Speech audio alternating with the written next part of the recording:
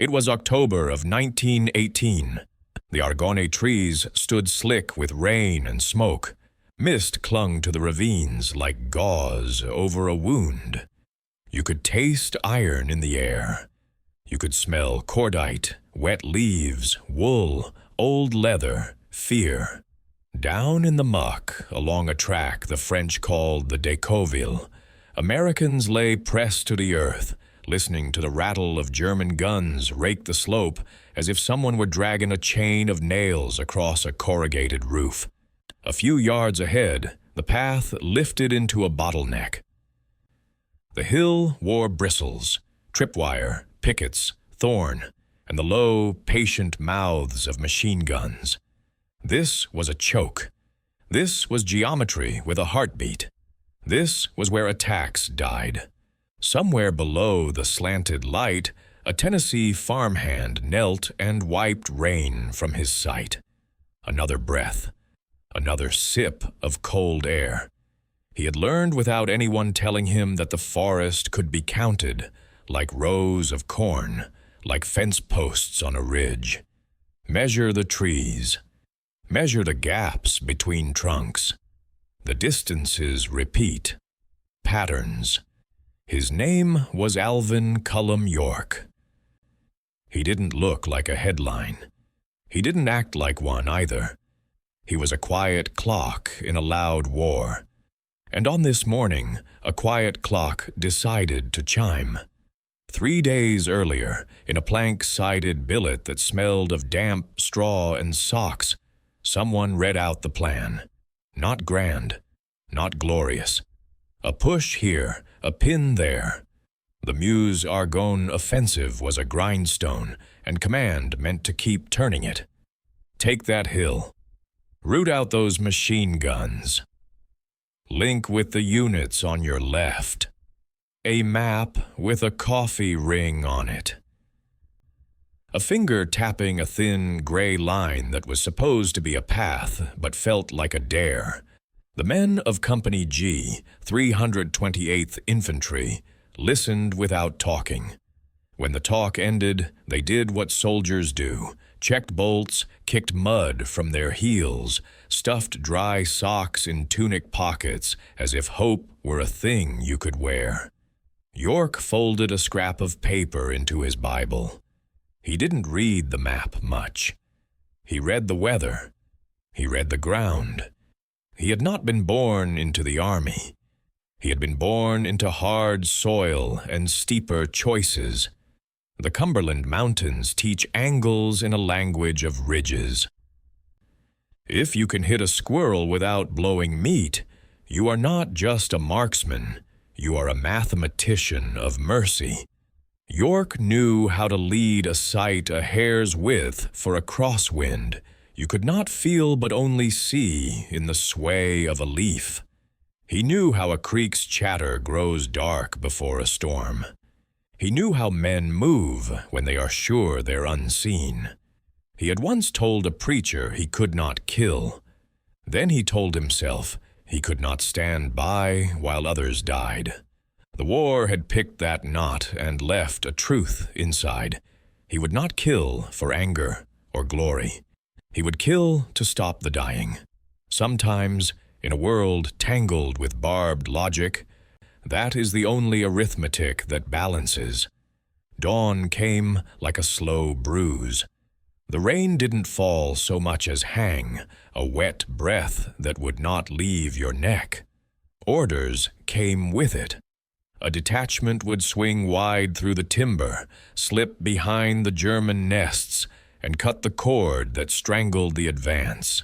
17 men set off, guided by a slashed track, then by a guess. The forest was more sound than shape. Roots clutched ankles. The ground grabbed boots and wouldn't let go. York walked hunched, eyes forward and low, counting the rhythm of German bursts. Da-da-da-da. Pause.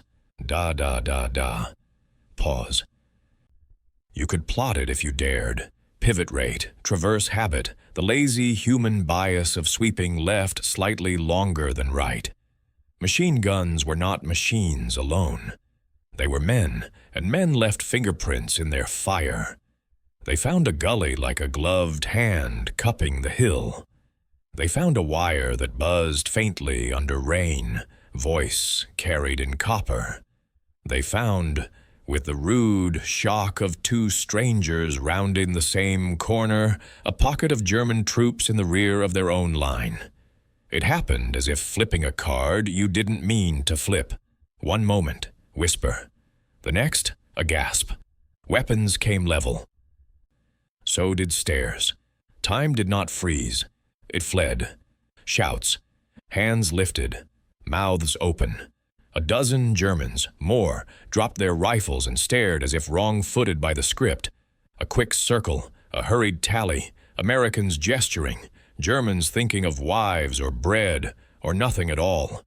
The patrol grabbed their luck with both hands and pulled. Then the forest remembered what it was. Then the guns found them. The hill spat fire like wire whips. The flank that was supposed to be empty was not empty.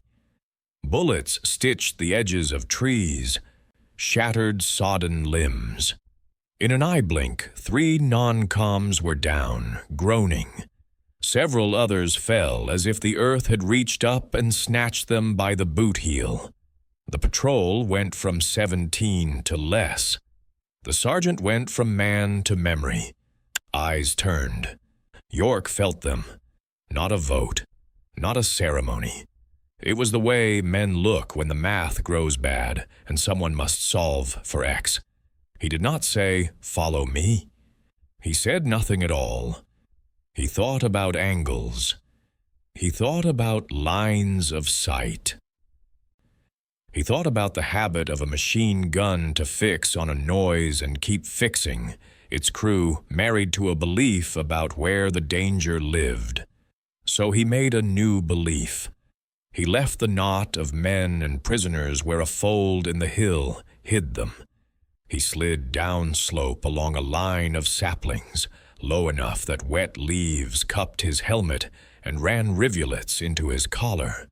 He placed his elbows in the earth and felt it, the way ground hums under a moving weight. He paused when the fire rose and moved when it ebbed, surf rider on a brutal sea. He did not sprint, he displaced. 10 yards. Stop. Count the thread of tracer. 10 more. Touch the bark of a beech and smell the sour scratch of sap. Beyond the screen of trunks, a machine gun sat hunched behind its lip of earth, mouth gaping, metal cheeks wet with drizzle. A man in a coal scuttle helmet fed the belt. Another bent his face to the sight. Their fire plucked at the place where Americans had been. York's breath shortened, then steadied. He lifted his rifle as if it were a carpenter's level. One shot. The feeder buckled. The gun coughed, shivered, stalled. They tried to lift it again. He took the second man with a shot that went clean through the steel curve of his helmet, a ring tapped on a wine glass. The third reached. He fell into the same dark. The gun went quiet. The slope did not. Another to the left began its sermon. York slid. He did not belly crawl to escape. He belly crawled to arrive. He reached a log glazed with moss and made it his altar. Another shot. Another. He fired slow, the way you drink when you know the canteen isn't coming back. You could feel the tug as fate switched tracks. One moment the Americans were the quarry. In the next, men on the German line felt something old and unfriendly creep up their spines. The sensation that the woods themselves had eyes, and those eyes did not blink. Someone shouted in German, clipped and angry. Another voice, higher, frightened, ran over it like a thrown stone over water. A squad peeled from cover and came low through the trees, bayonets nosing the mist. They meant to rush the knot by the prisoners, to cut the little American detachment from behind while the machine guns kept their heads down. They were not rushing a knot. They were running into a lesson. York rose to a crouch and stepped sideways around the log. He holstered his long patience and drew short iron. Sometimes the geometry changes scale. Sometimes you solve with inches. He had spent boyhood putting meat on a table. There is a grim arithmetic in that too. Place, pull, move, place, pull, move. He waited until the first man appeared clear of a tree, just a breath, then worked the pistol. Deliberate, 6 cracks that sounded rote only to the untrained ear. Men fell in the order that they had meant to kill.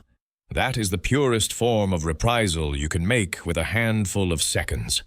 The rush broke as a wave breaks when it meets rock. It did not spray forward. It eddied back, stumbling over its own fear. York slid again. He had not come to duel. He had come to unthread the seam that held the enemy's jacket together. In a fight with many threads, you must pick the one that, when pulled, gathers the rest. He studied a second gun, higher on the slope. He watched the habit of its traverse. He tracked the belt's droop. He counted 1, 2, 3, how long the gunner paused when the feeder banged the box to loosen the links. Men leave signatures in their routine. He waited for that pause. The pause came. Another shot did too. The gun lurched. A third gun to the right tried to compensate, nosing its stream toward the American rear, a lizard eye swiveling. York picked the feeder, not the firer this time, cut the muscle that flexes the fist. The stream thinned, stuttered, dimmed. A voice rose above them all. Not a firing order, a plea. He emerged from the trees as a man stepping from behind a curtain, rain ticking on the brim of his helmet. The German officer whose voice had carried, later people would tell each other his name, maybe get it wrong, maybe get it half right, stood stiff-backed, revolver in hand, trying to pour courage into men who had already spent theirs. He poured the revolver dry instead. The bullets found bark, dirt, rumor. He stared at this American as if faced with a problem in a language he had not practiced enough. He stopped shooting. He started talking. A hand lifted, half salute, half parley. His men looked sideways to see if the world permitted this. The world, in the form of a rain-drizzled woodsman with eyes like level bubbles, stood and did not move his gun at all. The officer nodded once, curt, ashamed, relieved. He spoke a word that men fight to learn and forget. Gefangen. Prisoners. What followed would read like bragging if the ground itself hadn't held the echoes. The little American group gathered the officer and his near men, then more again. Once a knot begins to loosen, it often becomes rope. Once a rope is coiled in your hands, you can lead with it. When a soldier who would have killed you 5 minutes ago sees his own lieutenant walk, shoulders squared but weapon lowered, the animal in his brain quiets. He looks to the pattern and steps into it, because there is a shape to safety too. They moved. Down slope, then side slope, then the notch that led toward their own lines. The prisoners swelled from a handful into a train. They came 2 by 2, because the path made them do so, and because humans make order by instinct, even in surrender. York walked not at the head, but off to the side, where he could see both front and rear. He kept his rifle at an angle that said, "Go," and "Don't," at once. Rain made the helmets shine like beetle backs. Boots sucked and released with a wet report. Machine guns that remained live stayed quiet. either because they had lost the will to waste bullets on a procession that might well include their own men, or because they could not see through the fog of a new and unthinkable fact that lines even in war can be redrawn by one man's insistence on a different geometry. How many prisoners? Ask the hill. Ask the mouths that counted and disagreed. One account said this, another said that. Numbers in war wobble under heat and fear, but you do not need precise integers to understand a phenomenon. You can measure it as engineers do by status change. Before, our attack was pinned. After, it was not. Before, the hill spat fire. After, the hill smoked and went quiet. They filed into American hands. They lay rifles down. They sat in their own steam and waited for the next instruction. York stood, mud to his shins, as someone with a pad and a blank face asked questions. Name, unit, place, how? He answered plainly, as if explaining the simplest recipe to a neighbor. Move here, see there, shoot that, displace, repeat. You can retire a dragon without slaying it if you understand where its spine fuses. A man from his unit, eyes still wide with the shock of being alive, asked the kind of question one asks when adrenaline recedes and awe moves in to fill the vacant lot. Alvin, what in heaven's name did you think you were doing? York looked at the sky as if checking the weather, then at the man, then past him where the forest folded into itself. He said it gentle, like he meant it to be written down in a margin somewhere. I was saving the lives of my comrades. He did not say it proud. He said it as if there were a ledger and he had balanced it. There is something the manuals don't teach, or they do, but the teaching is so narrow it looks like an afterthought. It is the practice of creating collapse on purpose. Not collapse of your line, but of theirs. You don't smash the front of a formation and hope volume carries the day. You identify the stone whose removal brings the wall down by its own clumsy weight. York did not invent this. He executed it in a place and time where its execution mattered very much. Take the feeder, not the swinger. Take the crew, not the shield. Take the habit of the gun, its rhythm, and break that, not just the steel. He learned this the way some men learn to pray, by repetition until the words fit over the shape of the world. He had prayed before. He had, in fact, built his life around it. On this morning, the prayer and the pattern were not separate. He did not ask for victory. He asked for a way to stop the dying that made sense. The answer came not as thunder, but as a set of angles and timings and the discipline to use both. Who was Alvin York? If you must, bring the biography. Son of a blacksmith, hunter turned soldier, convert, conscience in a canvas coat. But people are not sums of their labels. He was a man who could sit in silence long enough for a plan to climb a vine inside his head. He could say no to himself when anger buzzed like hornets. He could say yes to a risk that read like suicide, if the alternative read like worse. He did not carry himself with the springy arrogance of favorites. He carried himself like a man who had to earn his own forgiveness every day. He did not call what happened that morning heroism. He called it duty. He did not even call it that aloud. He went back to camp and cleaned his rifle, and the metal sang under oil, and the rag came away black. Afterwards, after the counting, after the arguing, after the maps were amended and the thin, gray lines lengthened to reflect ground gained, the papers would paste his name into headlines. The men would paste it into talk. Command would paste it into reports in a tone that sounded like someone saying, interesting, when they mean useful. Medals followed, as medals do, with their sunbursts and ribbons and carefully written citations. The forest did not read them.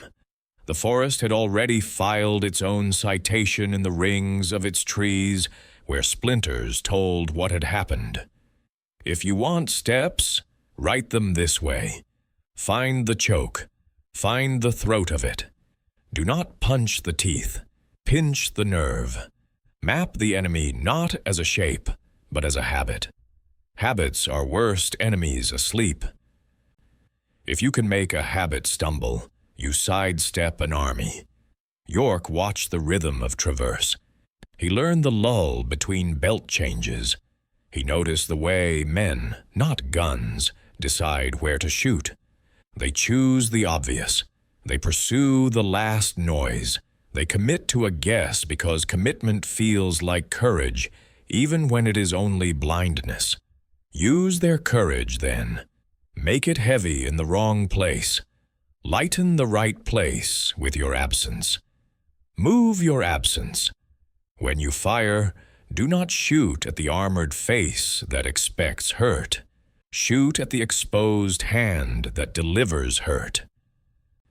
A man behind a gun is more vulnerable than a gun in front of a man. This is common sense, and yet in a firefight, common sense is often the first casualty. York kept his and spent it like a miser spends coin, only when the return is sure. Once the system creaks, listen for a human sound. Capitulation is not a theorem, it is a feeling.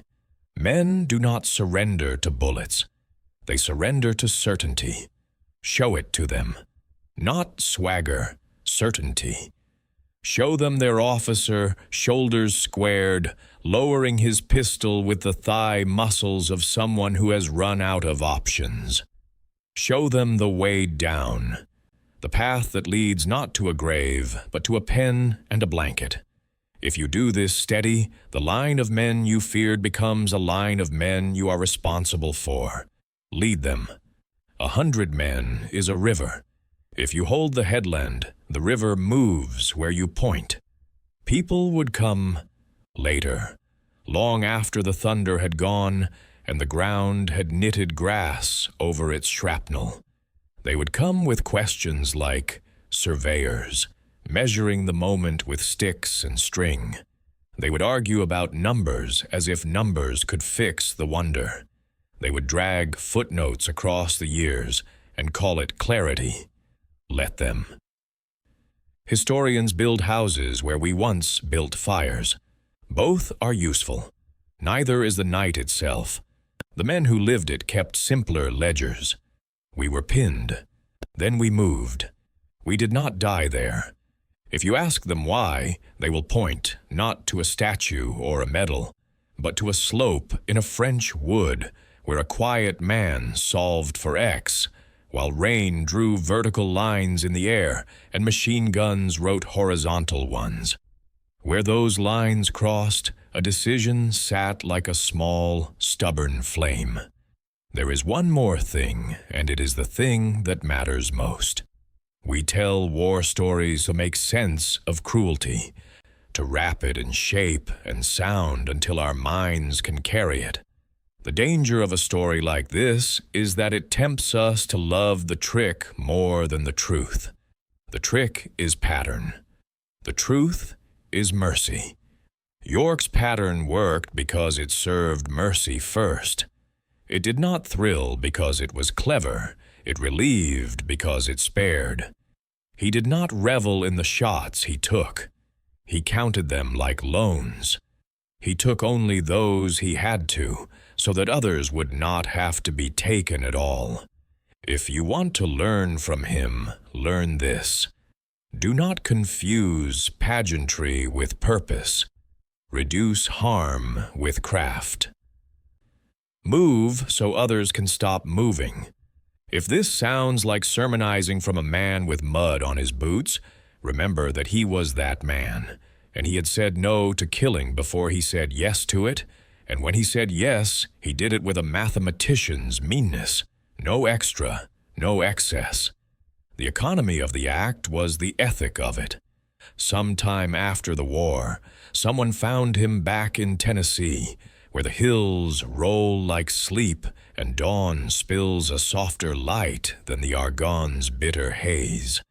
They asked him, because this is what we do to men we have made into symbols, to say the line again, the one about what he had been doing up there that morning, when the forest wrote his name into its loam. He obliged, not as if repeating a slogan, but as if reminding himself what had rescued his own soul from the teeth of a machine. I was saving the lives of my comrades. There is another way to say it, if you need a new sentence for old wisdom.